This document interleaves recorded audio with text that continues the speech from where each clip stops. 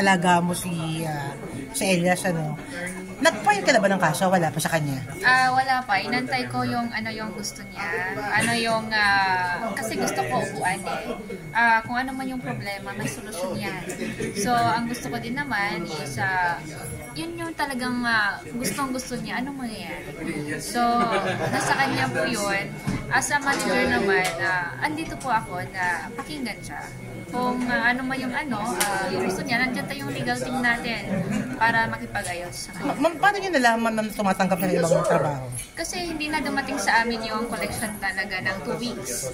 Collection? Yeah, collection. Pero malinis yung mga shows niya. Yeah. 70% collection nandun sa kanila.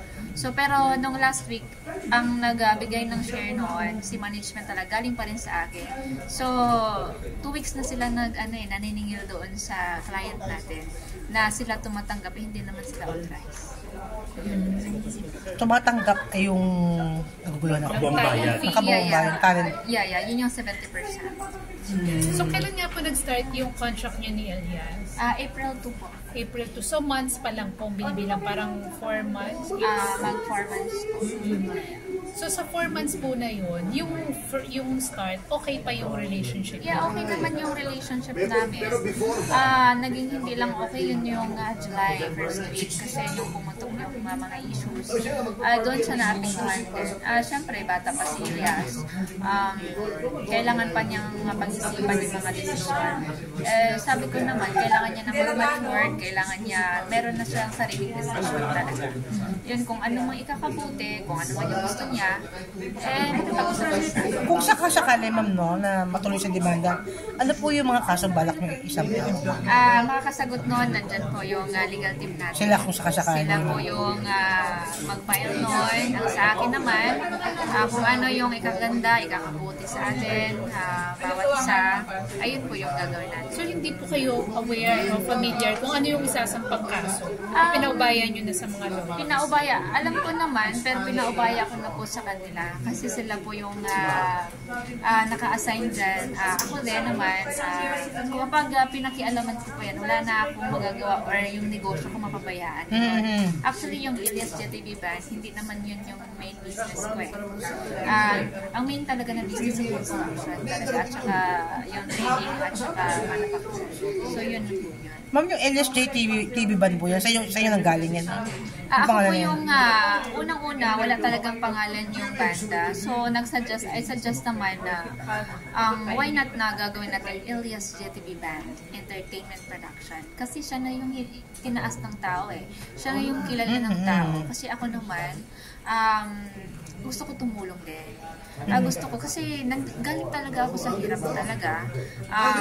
Gusto ko rin na maiahon din sila. Maiahon sila sa kahirapan kasi doon din ako galing. Sa ngayon, syempre, mahirap din naman ako pero nakakatulong naman sa ibang tao. Ma'am, kasi maganda buhay niyo. I know, you're a businesswoman, no? Tahimik ang buhay mo, no? Pero pinasok ko pa rin ang mundo na mag-manage. Medyo magulo nga talaga. Hindi nga ako really. Kasi akala ko dati, hanggang Mindanao lang sila. So ngayon, in 3 months, ayun, biglang nag-boom. Ayun ang nangyayari. Siguro, dahil din sa cooperation na nag-cooperate din sila na ito yung gagawin. So, nag-workout yung namin, yung trabaho. So, ibig sabihin mo marami kayo napasok na trabaho kay Elias during that 4 months na... In 4 months. Ano pwede malaman na... In 1 month, meron siyang 26 gig. Minsan nga, meron siyang 28 gig. So, araw-araw talaga. So, in one week, meron siyang 1 day rest day. So, okay. Ganun karami, no? Talaga, marami talaga meron tayong world tour, meron tayong endorsement na, meron tayong mga collaboration, meron tayong daily talaga is yung concert talaga everyday. Yung gig niya, ma'am? Yes po. Actually, maraming nag-inquire from Luzon. Marami kaming booking on this coming December to 2026 na January, February dito sa Luzon. Kasi wala kaming oras eh. Fully book po si Elias until February. Next year? Yes. So yung isasampa niyo pong demanda, meron bang monetary concerns? Meron kayong hinihingin damage? Nakadepende po yun sa gagawin ng mga legal team natin. So wala pa kayong idea kung magkano yung hihingi? Wala pa po akong idea doon. Sila na po yung magplansya doon. Sila na po yung bubuo doon. Sila na po bahala. Pinaubaya ko na po sa kanila. Sabi ko sa kanila kung ano yung legal na gagawin. Ayun po yung gagawin natin. Ma'am, ilang taon yung pinirmahan niyang kontrata sa inyo? 5 years po. 5 taon. Matagal po pala, no? Bakit mas pinili niyo pong magpa-press con muna bago kausapin siya at magsampa ng demand? Sinubukan ko na po siyang kausapin siya. Pumunta na po siya sa office. Tapos until now, hindi pa rin magkaintindihan. Nagpalit po siya ng ibang lawyer. So, dati akala ko nagkaintindihan kami. So, ayun pala, mas lumala. Hindi pa pala. Marami pa rin issue.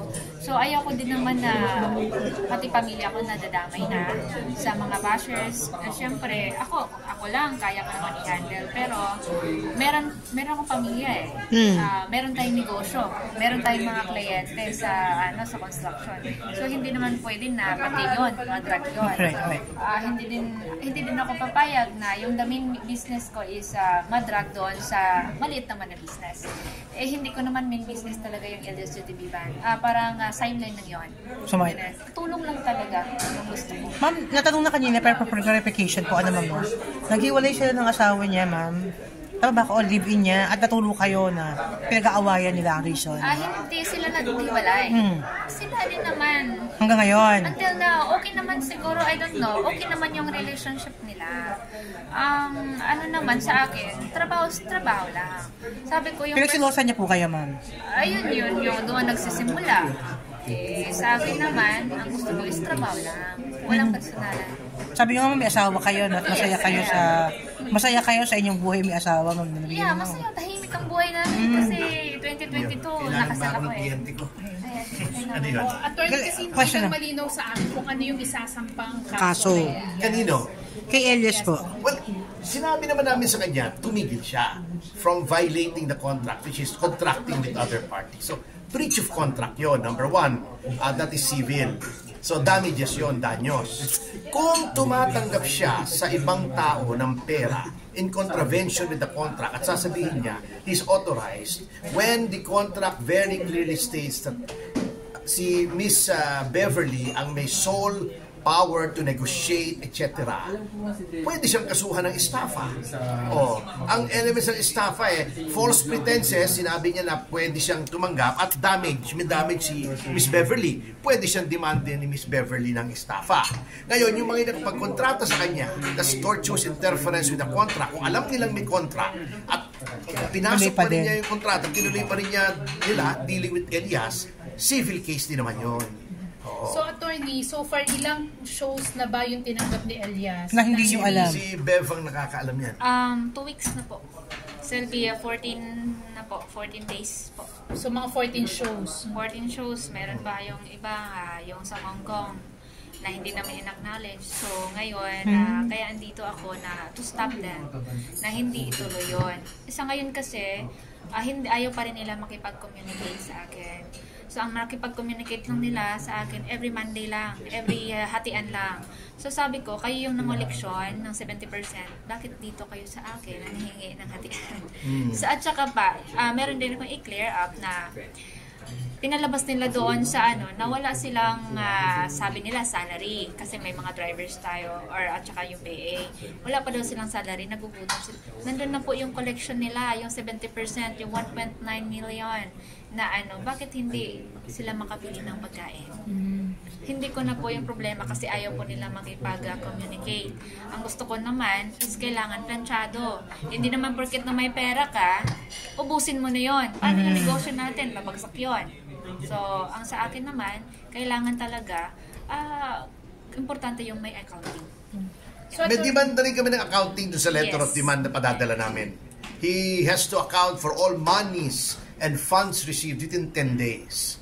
Otherwise, pag napatunayan namin na may tinanggap siya, hindi niya inintrega rito, ay magkakaproblema siya. So, ibig sabihin, ma'am, para lang clear, no, yung 70% nakuha niya, yung 30% pa nasaan yun lang? Management. Yun yung down payment. Nakuha niyo yun? Yes po. 2 months na, 2 weeks na... Yeah, yun na po yung down payment. Down payment. Yeah. So attorney, meron na kayong exact amount na kung magkano yung hinahabol kay Elias? Meron, pinadala na ako ni Miss Beverly ng accounting, pero ipa-fine tune namin yon para pag nag-demand kami ay eksakto. Pero sa short na naman, ayos naman yan. Ito kasi, si Miss Beverly, talagang negosyante naman siya. She is a legitimate businesswoman. Therefore, alam niya yung mga accounting, yung mga liquidation, diba, etc. Cash flow. Marunong siya dyan Evidently, hindi alam ni Elias yon. Akala niya, tumanggap siya ng pera, gastusin niya, hindi niya babayaran yung mga bayarin. Hindi pwede yun. Hindi ganun ang negosyo. That's not how you run a business. Ang mangyayari dyan, alam mo, nakakaawa siya pag hindi niya inayos yan, magiging flash in the pan siya. He has to remember that fame is fleeting. Success is fleeting. Pag mismanage ka, ang dami nang natin nakita mga artist na ganyan, di ba? Pinabayaan ang kanilang career, sumikat sandali, then wala na. Ang dami niyan. So aside from staff and civil cases, attorney, meron din bang monetary concerns? May mga sisingilin kayo kay Elias bukod dito sa hinahabol niyo po? May damage na ano? Yes, Yes. Magkano po ang hinihingi niyo? Pinaplansya po namin yung accounting ngayon, kung magkano lahat. So, sa ngayon, hindi pa ako makapagsabi kung magkano. Yun po yung 2 linggong hindi niya narinig sa inyo. 2 linggo, bukod doon, na sobra yung bigay namin sa kanya, doon sa account niya. At saka, siguro, nag-viral din to na binawian ko daw siya ng sasakyan. At meron pa ngayon, 2 daw sasakyan binawi ko na. Totoo po ba yan? Actually, mali yun. 4 na sasakyan yung binawi ko. Kasi Ilan, ma'am? Ilan? 4. Kasi wala pong bayad yung banda doon. Kasi investment ko po yun. Kasi since na maliit naman yung TF ng Elias JTB Band doon sa Mindanao. Before, hindi ko sila charge noon. So ngayon, iba na yung natin, business is business. Andito na tayo sa sitwasyon. So sabi ko na mag-rent na lang. At least malalaman nila na we are running business with lahat talaga. May expenses, hindi free yun. So ngayon, nag-rent talaga ng van. Pero yung personal na nabili ni Elias, yung pinabili niya sa akin before, andun pa rin sa kanya yung yung Triton. At saka yung mga nabili nila na sasakyan na like Montero, yung 2 sasakyan na yon, andun pa rin sa kanila. Hindi naman ako nakikialam kasi personal nila yon. Yung 4 na nasasakyan sa akin, yung 2 van at 2 SUV, yun po yung binawit ko, pinapalitan ko na nag-rent na lang sila. Para mas So, attorney, posible pa po ba na magkaayos out-of-court settlement? Well, that is not up to me. That is up to my client. Kayo po ba bukas kayo sa ganyan, ma'am? Sa akin naman, bukas naman ako dyan. Nakadepende lang talaga sa kanila. Anong gusto nila. Yun lang naman. Sa akin naman, negosyante naman tayo. Lahat ng bagay, pwede ma-negotiate natin Hindi naman na... walang negosyante na gustong war. Gusto ng mga negosyante, negotiate natin. So yun. Ma'am, sabi nga ni Don Corleone sa Godfather, war is bad for business. Yes. Parang si Boss B kasi Nadine, di ba? Nung nagkaayos sila, gumawa na naman ng pelikula sila. Magdamay po ba yung band members? The other Yes. members? Lahat talaga sila. Kasi ang tinuturing talaga nila ngayon na boss nila is si Elias. Ayaw ko nilang makinig sa akin. Binabastos na nga rin ako, sinasabihan ako, you are a manager lang, binayaran ka lang namin, pinasahuran ka lang namin, pwede ka namin na ipatalsik doon, kahit kailan. Hindi ikaw ang owner ng Elias JTB Band. Hindi kasi nila naintindihan yon yung kontrata. So sabi ko naman sa kanila, we are doing business, kailangan may respeto talaga sa isa't isa. Kung wala ng respeto, kung hindi nyo naman na-appreciate yung service ko, upuan natin. Ma'am, anong gusto niya. question lang, ma'am. Are you ready na let's say baka mag-counter sa demanda sa inyo? Kung sakasakali. Nandito naman yung natin, yung legal counsel, ready naman. Wala pa naman siyang pinafile na case against you, ma'am? Wala pa? Sa ngayon, wala pa naman ako. Wala pa naman po. Yeah. Kung sakasakali, handa kayo, ma'am? Yeah, wala pa akong handa naman. Nandito yung legal counsel, kaya nandito sila Attorney Topacio, pati si Attorney Ang, handang-handa po tayo. Ma'am, Pati yung banda, balak nyo pong kasuhan dahil Mga sa band members pambabastos sa inyo? Kung ano man yung nangyari kay Elias, lahat sila. Hindi lang naman si Elias managot nun, kundi sila lahat. So, Kasi lahat talaga sila nakakontrata individual sa akin. okay. Ma'am, ang nabanggit nyo kanina kasi hindi lang kayo manager, no? Kundi business partner din. Tama ba ako, ma'am? Yes po, yun sa kay Elias naman is as a manager, meron siyang kontrata. As manager niya, business manager niya. Tapos nung after a month na June na, binigyan ko din siya ng pagkakataon na magkaroon ng negosyo. Kaya nandun siya sa, meron siya partnership din na yun yung Elias JTV Band Entertainment Production Corporation. Yun na po yun. So, ano na pong mangyayari doon? Ang nakadepende lang sa nito Pasio kung anong gusto ni Elias. At andito naman kami. Ayaw ko naman siyang obligahin kung anong gusto niya. Yung anong gusto ko, we're doing business. Kung anong gusto mo, gagawin natin. Kung anong consequences, kung anong decision mo, syempre, dapat isipin mo na may consequences yun. Totoo yun. Ano yung resulta? So, syempre, Attorney, nagbigay na po ba kayo ng timetable kay Elias, deadline kung hanggang kailan lang dapat at ito sagutin na niya, ito yung araw na kailangan niya sagutin? Hindi, yung sinasabi namin upon service or receipt and or notice na may demand kami sa kanya, he should immediately cease and desist na pag-violate ng contract. Kasi every day that goes by na bina-violate niya yung contract, every time that he enters into a negotiation and contract with a third party without the intervention of Miss Beverly is a violation. Number 2 nga, yung within 10 days from receipt, i-account niya yung mga natanggap niya para may kwentas klaras ang tawag doon, di ba? A square. I-square natin. Ito yung kontrata, ito yung dapat kay Beverly, ito yung sa banda, ito yung expenses, ito yung sayo. Kailan niyo po sisimulan yung talagang proper na... Bukas ipapadala na namin in email niya, lahat ng known addresses niya. Kung ayaw pa rin niya mag-respond para wala siya masabi, ipapublish pa namin yung letter of demand para hindi na niya masabing hindi niya alam. Tumatakbo na yung oras niya. So, maraming magiging problema. Ngayon, kung papasok siya, magpe-perform siya, kakasuhan namin siya, hihingi kami ng TRO, hihingi kami ng injunction. And then, since baka sa kanya pasingilin yung mga tinatanggap ni Elias, kasi siya yung manager, baka akala na kay Miss Beverly yung pera, i-report natin sa BIR para singilin siya doon sa mga natatanggap niya because that is income. Para ang aim is to protect our client from any legal problems sa BIR, yung sa mga kinausap ni Elias, etc. etc. Ma'am, we also heard na you also file a case against po dun sa mga vloggers. Saan po ba, ma'am? Ay, yes po. Mga nagbabash sa inyo, ma'am. Yung mga na hindi ka tanggap-tanggap, marami-rami yun. Pero yung pinaka-ano nga po yun si yung number 1, si Madam Eloy Borges. Number 1 yun sa listahan natin. At saka nandun na din yung natin. Nakaprepare na po. Under investigation na. Dito na kay Attorney Ang, lahat-lahat yun. Hindi lang si Eloy. Kundi aware na din to sa hindi lang porket yung Facebook gagamitin yun ng mali. Kailangan talaga andyan yung Facebook para gamitin natin ng tama. Hindi po gagamitin natin ng mali. So, sa ngayon, hindi lang to na warning sa mga gumagamit sa Facebook or para sa mga vlogger, kundi para ito sa lahat. Okay. Ilang vloggers po ang balak niyong kasuhan? Balak po ba o nakasuhan niyo na, ma'am? Siguro nakasuhan. Nakasuhan niyo na po ba kanina? Nakasuhan na po ba? Yata yung first batch, First batch yung 15. Tapos, actually, more than 50s yun eh. So, ma'am, sa kayo nag-file kanina, ma'am? By batch yun. Ma'am, sa kayo nag-file kanina, ma'am? QC, RTC? Sa QC po natin na file. That's the cyber libel. Cyber libel. Ma'am, paano yung mangyayari In sa other words, isa-isahin namin yung siya. show bukas ni Elias, ano po mangyayari? Tuloy-tuloy rin naman. Siya ngayon, si Elias naman, lahat ng schedule natin sinunod naman niya. Pinuntahan naman niya. Lahat ng banda pinuntahan naman niya. Yung treatment na dun sa mga taong pinapadala. Yes. Yun na nga yun. Lalo na iniwan siya ng security before. Sabi ko naman talaga na kailangan ang management na kailangan magbigay ng security talaga sa talent. Kasi kung anong mangyayari sa talent, liable po ng management.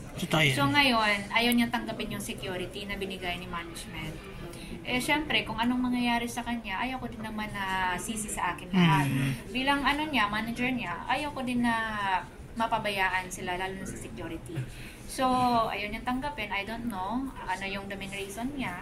So, tuloy-tuloy pa rin. Kahit inatsupwera sila, hindi sila pinansin, sabi ko, gawin nyo lang yung trabaho nyo. Gawin nyo lang yung, trabaho nyo bilang security. Huwag nyo pabayaan yung talent. Yan na po. Ma'am, pakilinaw lang po yung mga nababasa namin sa Facebook na parang nagkakapatong-patong daw yung schedule niya ni Elias. To the point na hindi niya napupuntahan dahil nga Yung pag-schedule nyo raw po patong-patong. Hindi po patong-patong yung schedule natin. Nandun po yun, naka-calendar pa ngayon, naka-publish yun, naka-public yun. Nasa ano yun, sa Facebook, pinapost namin every month. Hindi po siya patong-patong. Kasi dati talagang management, every ano talaga yung merong producer na gustong mag-follow sa rate ng Elias GTV Band kahit galing sila ng Kalumad Band na booking. So ngayon, in-acknowledge ko yon. Pero yung iba naman na dating booking nila na malalayo, yun yung nag-run sa Facebook na bakit hindi ko sila in-acknowledge. Kasi yung biyahe, 15 hours, 18 hours. Tapos yung bigay nila na rate, 60,000, 80,000. So doon pa lang sa expenses, lugi na tayo. Kung nagkaroon tayo ng negosyo, lagi natin tanggapin, bagsak na yung kumpanya natin. So na yun. So hopefully naiintindihan nila na we are doing business, not for a charity. Nandyan na yung charity. I-ano natin, may time tayo dyan. Kasi hindi, si Miss Beverly, nakilala naman ako doon sa amin na tumutulong talaga. Last time, we allocate na almost 30 millions na donate natin sa Mga del Norte. So, how much more na binibless tayo ng Panginoon. So, sa ngayon, nandyan yung business, nandyan yung charity. Aside yun, business, may charity. Pero may time din yung charity, may time din na business. Attorney, ibalikan lang natin sa mga vloggers na nasampahan na ng kaso na cyber libel. Ano po yung pwede lang i-face na consequence? Well, if convicted, matindi yan na 12 years to 20 years. Kasi cyber libel that is 1 degree above yung ordinary libel by means of print or other media, radio. Kasi yan, kaya nga, cyber libel kasi mas mabilis at mas malawak ang pagkalat sa cyberspace, di ba? Ng paninirang puri, kaya mataas ang penalty. At habang nakasampa po, dinidinig yung kaso, meron ba kayong restriction sa kanila na tigilan yung mga pambabash? Well, hindi natin sila pwedeng pigilan kasi may freedom of expression. Pero pag nang-bash pa sila, di another count yun. And then, pwede natin silang pa-hold departure order para hindi sila makaalis ng Pilipinas, baka tumakas sila. So, yun ang mga consequences noon. Final message po kina. Saka siyempre, pag na-file ka ng case, mawawaran ka, magpapiansa ka, papiano ka, magshot ka, magbibigay ka ng pera para palayain ka sa jail. Otherwise, pag hindi ka nagpiansa, hindi kulong ka. Kamote. Mataas pa naman ang bail ngayon ng cyber libel, Kung maglabas po ba sila ng public apology, atras mo po ba? Nasa kay Miss Beverly yan. Sa akin naman, no. Kasi bago mo ginawa, dapat pinag-isipan mo yun. So, ang mistake hindi yun choice. Mistake hindi yun na ano mo lang nagawa mo lang kasi hindi mo alam. Ang mistake is choice. So, kailangan, dapat, bago mo gawin yan, pag-isipan mo muna. So, syempre, alam mo yun anong resulta. So, sa akin naman, yung public apology, hindi yun, mabilis lang gawin yun. Pero yung ginawa mo, yung mga damages, dapat harapin mo yun. Okay. Final message po kay Elias. Ang final message ko kay Elias, pag-isipan mo nang mabuti. Kung ano yung future, ano yung gusto mo, ano yung nasa puso mo, ano yung, yun talaga gusto mo. Ayaw ko na talaga na maghuhulaan tayo. Ayaw ko, kasi sayang yung oras sayang din yung yun yung pagkaanuhan ko is na ano na yung family ko na-drag na dito. Ayaw ko na din masira pa. Sinisira nila everyday. Sa akin, kaya kong tumayo. Pero yung pamilya ko, naaawa sila At saka marami na silang kaaway sa social media. Yun yung ayaw ko. So hopefully ikaw lang makakasagot nito. Ikaw lang yung kasi sa grupo ikaw yung leader Ikaw yung Sinusunod. Ikaw yung sinusunod. So hopefully ikaw lang nakakaayos nito. Sa akin naman, kami ay nag-aantay sa'yo. Dito tayo. We are doing business. Hindi tayo naglalaro lang. So, kailangan harapin natin kung anong problema. So, yun po yung message ko sa kanya. Siyempre, ihabol ko na din yung dating manager niya sa Kalumad Band. Kasi siya yung gumawa ng fake, siya yung gumawa ng page, which is 600,000 plus yung mga followers, 2 pages yun. Nangihingi ng pera. So, which is yun yung anak niya, yung hawak nun na ano natin, na yun yung ano ng Meta, yun yung may-ari. So, syempre, ginawa din natin ng action nun kasi meron ng pang-scam eh. So, syempre, yung dating manager, pinipilit mo i-down, o pinipilit mo akong i-down. Ang Diyos naman hindi natutulog. Yeah. So, hindi naman siya natutulog. Andyan din naman na anong gusto niya, ano yung mangyayari sa atin, siya yung nakakaalam kung anong plano niya sa buhay natin. So, kung ano man yung ginagawa mo, tigilan mo na, wala tayong makatunguhan dyan. Yes. Attorney, message mo kay Elias. Well,